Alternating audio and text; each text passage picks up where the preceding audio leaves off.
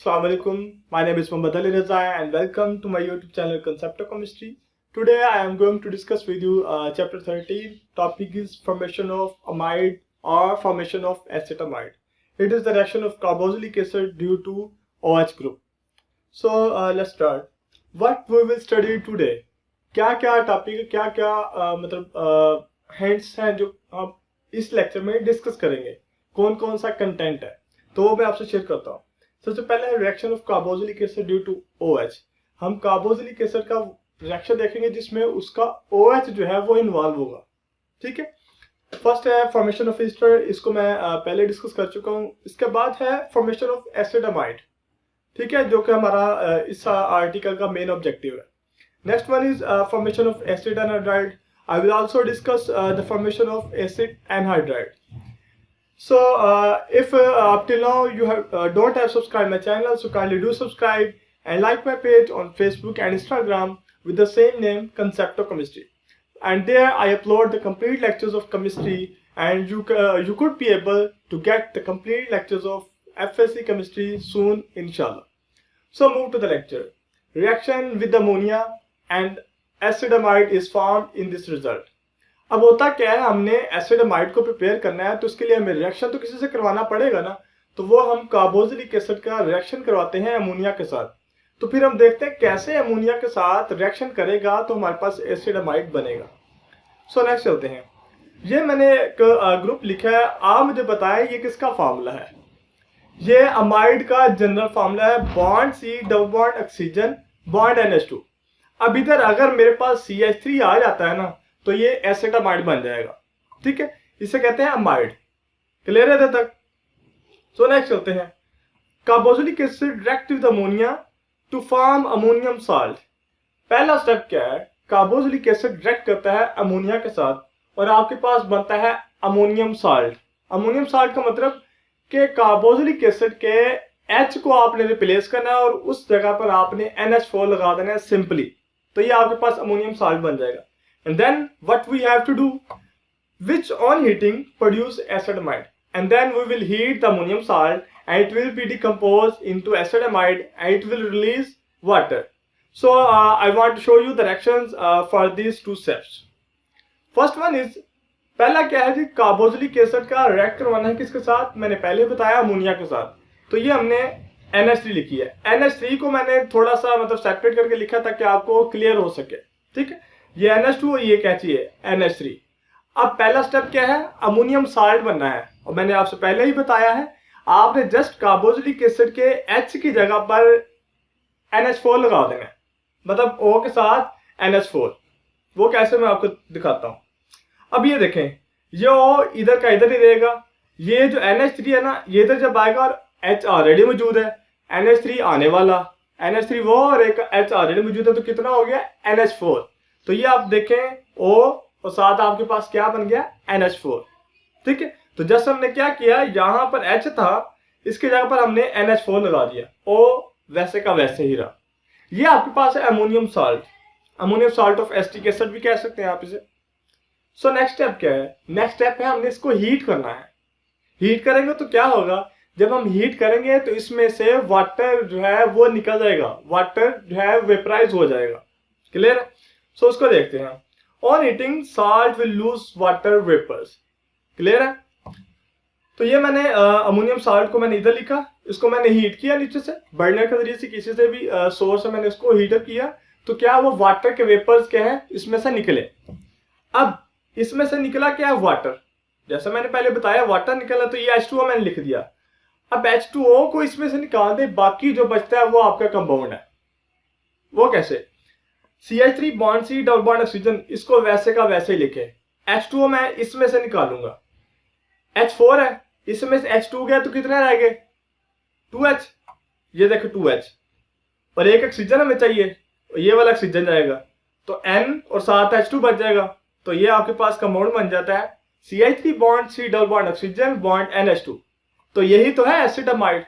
ये तो just ground level पे था प्रिपरेशन कैसे हुई है। ठीक है, ये मैंने आपको बताया ये अमाइड ग्रुप था, तो यही देखे यही अमाइड ग्रुप है ना।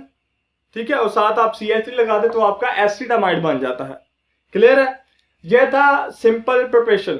अगर शॉर्ट क्वेश्चन रहता है how we can prepare acid amide from carboxylic acid, तो फिर आपको ये रिएक्शन लिखनी है। अगर आता है मैकेनिज्म या लॉन्ग क्वेश्चन आता है तो फिर आपको मैकेनिज्म भी लिखना पड़ेगा। तो मैकेनिज्म भी डिस्कस करते हैं। So move to the mechanism. अब पहला क्या है आपके पास कार्बोक्सिलिक एसिड, उसका मेंबर है, मैंने इधर लिखा है कौन सा, एसिटिक एसिड, CH3COOH। क्लियर है। अब हुआ क्या, कंपाउंड पड़ा था एसिटिक एसिड, ऑक्सीजन की है इलेक्ट्रोनेगेटिविटी ज्यादा और कार्बन की है इलेक्ट्रोनेगेटिविटी कम। एसिटिक एसिड पड़ा था, कोई इशू नहीं था, लेकिन हुआ क्या कि ऑक्सीजन की थी इलेक्ट्रोनेगेटिविटी ज्यादा और कार्बन की इलेक्ट्रोनेगेटिविटी कम। ठीक है, ऑक्सीजन की है 3.5 और कार्बन की है 2.5। ठीक है, तो इस तरह ऑक्सीजन की इलेक्ट्रोनेगेटिविटी कार्बन से ज्यादा होने की वजह से ऑक्सीजन को ख्याल आया कि क्यों ना मैंने जो बॉन्ड बनाया हुआ है कार्बन के साथ वो बॉन्ड मैं अपने ऊपर शिफ्ट कर लूं, ज्यादा पावर होने की वजह से। जिस तरह क्या कहते हैं बैकवर्ड एरियाज में होता है, जहां पर किसी के पास ज्यादा पावर होती है ना, वो पुअर पीपल से, पुअर मैसेज से उनके राइट्स जो है वो खींच लेता है। सेम ऐसे इधर हुआ है, ऑक्सीजन ने कार्बन के राइट को अपने ऊपर शिफ्ट करना चाहा। क्लियर। तो क्या हुआ, उसने ये पूरा बॉन्ड पेयर अपने ऊपर शिफ्ट कर लिया। अब ये जो रेड था ना, ये तो ऑक्सीजन का था इलेक्ट्रॉन, और ये जो पर्पल है ये कार्बन का था। दो इलेक्ट्रॉन से बॉन्ड बना हुआ था ना। अब कार्बन अपना इलेक्ट्रॉन, ऑक्सीजन अपना इलेक्ट्रॉन तो लेके गया ही गया रेड वाला, साथ ही ये वाला इलेक्ट्रॉन भी ले गया जो कि कार्बन का था। फिर चेंजिंग क्या आई, फिर CH3 same as it is. अब कार्बन का इलेक्ट्रॉन गया है, इसमें प्रोटॉन की तादाद बढ़ गई है, तो फिर क्या इस पर पार्शियल पॉजिटिव चार्ज आ गया। और ऑक्सीजन ने इलेक्ट्रॉन अपने ऊपर शिफ्ट किए हैं और वहां पर इलेक्ट्रॉन ज्यादा हो गए हैं, तो इसलिए उस पर क्या है, नेगेटिव चार्ज है। अब इधर मैं आपको पॉजिटिव और नेगेटिव का भी क्या कंसेप्ट है वो मैं समझाता हूँ। अब सपोज करें कि कार्बन के पास पहले 5 इलेक्ट्रॉन थे, 5 प्रोटॉन थे, बराबर था, प्लस माइनस 0 हो गया। लेकिन हुआ क्या, ऑक्सीजन ने उसका एक इलेक्ट्रॉन ले लिया। सपोज करिए ये राइट वाला इलेक्ट्रॉन है, उसने एक इलेक्ट्रॉन लिया तो इलेक्ट्रॉन कम हो गए, प्रोटॉन ज्यादा हो गए, तो इसलिए कार्बन पर क्या पॉजिटिव चार्ज आ गया। अब सपोज करें सेम केस ऑक्सीजन के लिए, उसके पास भी 5 इलेक्ट्रॉन 5 प्रोटॉन, प्लस माइनस 0 हो गया। ठीक है, अब उसने क्या इलेक्ट्रॉन लिए, ये राइट वाले इलेक्ट्रॉन, उसने इलेक्ट्रॉन लिए तो इलेक्ट्रॉन बढ़ गए, तो नेगेटिव चार्ज वाले इलेक्ट्रॉन होते हैं ना, तो इसलिए आप नेगेटिव चार्ज यूज करते हैं। जिसकी क्वांटिटी ज्यादा होती है उसको फिर हम उसका साइन यूज करते हैं। तो ऑक्सीजन केस में इलेक्ट्रॉन ज्यादा हैं, तो इसलिए हम फिर इधर क्या है, नेगेटिव साइन यूज करते हैं। क्लियर है इधर तक? इधर तक अभी कुछ भी नहीं हुआ, सिर्फ ऑक्सीजन ने बॉन्ड पेयर को अपने शिफ्ट किया है और फिर हम देखें ऑक्सीजन और कार्बन पर क्या चेंजिंग आई है। क्लियर है? ये आपने इलेक्ट्रॉन नेगेटिविटी याद रखनी है, कार्बन की है 2.5 और ऑक्सीजन की है 3.5। सो नेक्स्ट स्टेप आते हैं हम मेन रिएक्शन की तरफ। क्या हमने अमोनिया ऐड करवाना है। अब ये कार्बन जो है ना, ये इलेक्ट्रोफिल बन गया, इसको इलेक्ट्रॉन की जरूरत है। क्लियर है? अब ये ना कोई ढूंढ रहा है कि जिसके पास इलेक्ट्रॉन हो, जिसके पास एक्सेस ऑफ इलेक्ट्रॉन हो और वो जेनरस भी हो, ताकि वो इलेक्ट्रॉन दे इसको और कार्बन की जो डेफिशिएंसी है वो पूरी हो। और वो अमोनिया था। अमोनिया आया, अमोनिया में नाइट्रोजन के पास एक लोन पेयर था और कार्बन को चाहिए था, तो ये क्या है, लोन पेयर इसने कार्बन को दे दिया नाइट्रोजन ने। क्लियर है? So what next, then you can see here CH3 bond C bond one negative, ये सेम एज इट इज ही है। ठीक है, बॉन्ड वच ये ऊपर वाला जो पार्ट है सेम एज इट इज है, जस्ट नीचे थोड़ा सा डिफरेंस आया। नाइट्रोजन ने लोन पेयर दिया ना, अब जो लोन पेयर देता है, जो शेयरिंग करता है, उसी के साथ डायरेक्ट बॉन्ड बनाना है, ये आपने याद रखना है। तो इधर नाइट्रोजन दे रहा है ना बॉन्ड लोन पेयर, तो इसने डायरेक्ट बॉन्ड बनाना है कार्बन के साथ। हाइड्रोजन का डायरेक्ट बॉन्ड ही बनाएंगे आप इधर। क्लियर? तो ये देखिए डायरेक्ट बॉन्ड नाइट्रोजन के साथ और साथ में H3 same as it is. अब इधर एक क्वेश्चन ये है कि नाइट्रोजन पर पॉजिटिव साइन क्यों आया। आपको पता है जब कोई इलेक्ट्रॉन देता है या कोई लोन पेयर देता है तो उस पर पॉजिटिव साइन आ जाता है, तो इसलिए इधर नाइट्रोजन पर क्या है, पॉजिटिव साइन अपीयर हो गया। ठीक है, सो नेक्स्ट स्टेप पे चलते हैं। अच्छा, इधर लिखा है कि nitrogen is electronegative and hate positive charge. कहता है नाइट्रोजन चूंकि इलेक्ट्रोनेगेटिव है, इसकी इलेक्ट्रोनेगेटिविटी ज्यादा होती है, तो ये नेगेटिव साइन को पसंद करता है, ये पॉजिटिव साइन को बर्दाश्त नहीं करता। तो फिर क्या करेगा, फिर हम नेक्स्ट एक्शन देखते हैं, ये पॉजिटिव साइन को खत्म करेगा। किस तरह खत्म करेगा, ये वाला कंपाउंड इधर लिख दिया। ठीक है, इसको थोड़ा ओपन करके लिख दिया, H3 को अरेंज करके लिख दिया ताकि क्लियर हो सके आपको क्या चेंजिंग होने वाली है। अब नाइट्रोजन है ना, पॉजिटिव साइन खत्म करना है। पॉजिटिव साइन मतलब उसके पास प्रोटॉन ज्यादा है और इलेक्ट्रॉन कम है, उसने इलेक्ट्रॉन को पूरा करना है, मतलब इलेक्ट्रॉन कहीं से उसने लेने हैं। अब वो इलेक्ट्रॉन इस हाइड्रोजन से भी ले सकता है, इससे भी ले सकता है और इससे भी ले सकता है, क्योंकि नाइट्रोजन की इन तीनों हाइड्रोजन की सेम इलेक्ट्रोनेगेटिविटी होगी और नाइट्रोजन की इन तीनों से ही इलेक्ट्रोनेगेटिविटी क्या है, ज्यादा है। तो वो बाय फोर्स इनसे किसी से भी बॉन्ड पेयर को अपने ऊपर शिफ्ट करवा कर पॉजिटिव साइन को न्यूट्रलाइज कर सकता है। तो मैंने इधर इसको यूज किया है। आप बेशक इधर से भी ट्रांसफर करवा सकते हैं या इधर से भी ट्रांसफर करवा सकते हैं, कोई इशू नहीं इससे। अब इसने क्या है, ये था नाइट्रोजन का इलेक्ट्रॉन और ये था हाइड्रोजन का इलेक्ट्रॉन। अब इसने अपना इलेक्ट्रॉन तो लिया ही, साथ ये वाला इलेक्ट्रॉन भी ले गया, जिस तरह इधर ऑक्सीजन ने किया था। तो फिर क्या होगा, जब हाइड्रोजन के पास तो ये होता ही एक इलेक्ट्रॉन है और वो भी जब चला जाएगा तो क्या बन जाएगा, प्रोटॉन। क्लियर है? और वो प्रोटॉन मैंने ये शो करवाया। अब हम चलते हैं और क्या चेंजिंग आई है। ठीक, अब ये देखें CH3 bond C bond oxygen negative, ये सेम एज इट इज, और ये साथ बॉन्ड OH, ये ऊपर वाला जो ब्लैक है ना, ये सेम एज इट इज ही है। और इधर से इसने हाइड्रोजन से इलेक्ट्रॉन लेकर उसको एज ए प्रोटॉन निकाल दिया, तो पीछे कितने हाइड्रोजन कितने रह गए, 1 ये और 1 ये, 2 हाइड्रोजन रह गए। क्योंकि ये जो उसने निकाला था वो प्रोटॉन की फॉर्म में इलेक्ट्रॉन ढूंढने के लिए ना गर्दिश कर रहा है, तो वो इस वक्त इस पॉइंट पर है। क्लियर है? अब उसे पता चला ऑक्सीजन के पास लोन पेयर है, तो इसलिए उसके पास खड़ा हो गया। अब ऑक्सीजन ने क्या, उसको लोन पेयर दे दिया, क्योंकि ऑक्सीजन के पास इलेक्ट्रॉन ज्यादा है और वो एक जेनरस भी है, सखी भी है, तो उसने इलेक्ट्रॉन या लोन पेयर उसको क्या है, प्रोटॉन को दे दिया। तो फिर क्या चेंजिंग आई, CH3 bond C bond oxygen negative, same as it is. अब इसने इलेक्ट्रॉन ने जब प्रोटॉन को लोन पेयर दिया तो बॉन्ड बन जाएगा, ऐसा ही है। और जब ऑक्सीजन लोन पेयर देगा तो पॉजिटिव साइन आएगा या नेगेटिव, पॉजिटिव साइन। तो ऑक्सीजन पर पॉजिटिव साइन और एक हाइड्रोजन पहले था और एक और आ गया तो वो H2 हो गया। ठीक है, नीचे NH2 same as it is. अभी तो दोबारा वही कंसेप्ट है, जिस तरह नाइट्रोजन इलेक्ट्रोनेगेटिव है, पॉजिटिव साइन बर्दाश्त नहीं करता ना, और इसने इधर से बॉन्ड को अपने पर शिफ्ट करवाया था, सेम इधर है। ऑक्सीजन पर भी क्या है, पॉजिटिव साइन है, ये भी पॉजिटिव साइन बर्दाश्त नहीं करता क्योंकि ये भी हाई इलेक्ट्रोनेगेटिव है। तो ये क्या करेगा, ये वाला बॉन्ड पेयर अपने पर शिफ्ट करवा लेगा। देखते हैं कैसे। अब ये देखें, ये ऑक्सीजन है ना, पॉजिटिव साइन को खत्म करने के लिए ये वाला बॉन्ड पेयर अपने पर शिफ्ट करवा दिया। ये ऑक्सीजन का इलेक्ट्रॉन था और ये था कार्बन का। ऑक्सीजन ने बाय फोर्स अपना इलेक्ट्रॉन तो लिया ही लिया, साथ ये वाला इलेक्ट्रॉन कार्बन का भी ले गया।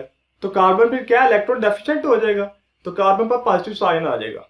ठीक है, तो ये देखें CH3 बॉन्ड C ऊपर positive sign, bond oxygen negative और नीचे NH2। ठीक है, और ये जो इधर से बॉन्ड टूटेगा ना, तो ये आपके पास H2O की फॉर्म में रिलीज हो जाएगा। ठीक है, जिसको मैंने इधर शो नहीं करवाया, ये H2O की फॉर्म में इधर रिलीज हो गया। इधर तक क्लियर है? तो जब इधर से ये निकलेगा तो पीछे क्या बचेगा, इधर मैं एक और एक्सप्लेनेशन करना चाह रहा हूं।